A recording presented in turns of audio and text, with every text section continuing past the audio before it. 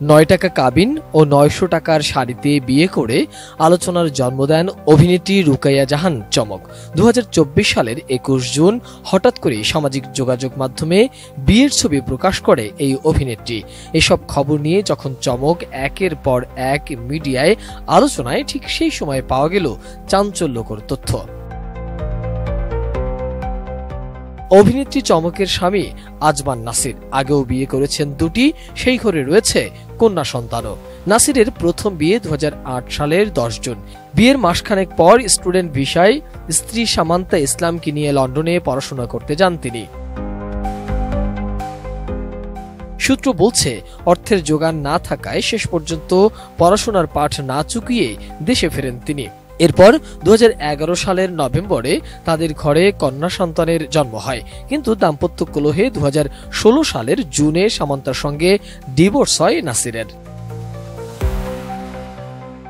প্রথম সংসারে থাকাকালীন সময়ে নাসিরের জীবনে আসে এক মডেল। ওই মডেল তখন চলচ্চিত্রে নাম লিখিয়েছেন। সেই মডেলের ডেড বডি নামের একটি সিনেমা মুক্তিও পেয়েছিল।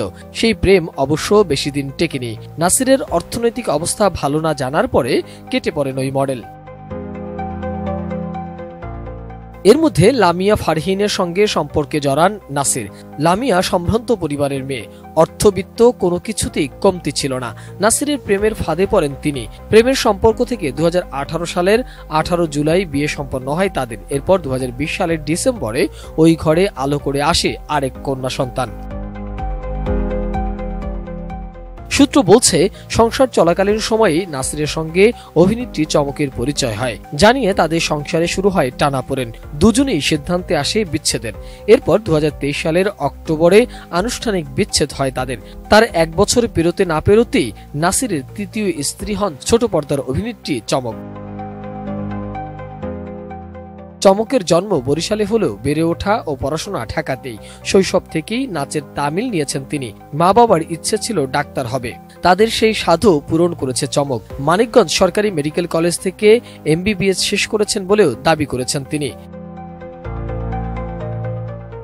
চমকের সবিজের পথচলা ২০১৭ সালে মিস ওয়ার্ল্ড বাংলাদেশ ২০১৭ প্রতিযোগিতায় দ্বিতীয় রানার আপ নির্বাচিত হওয়ার মাধ্যমে। কিন্তু এ আসরে তথ্য গোপন করার অভিযোগ উঠেছিল চমকের বিরুদ্ধে।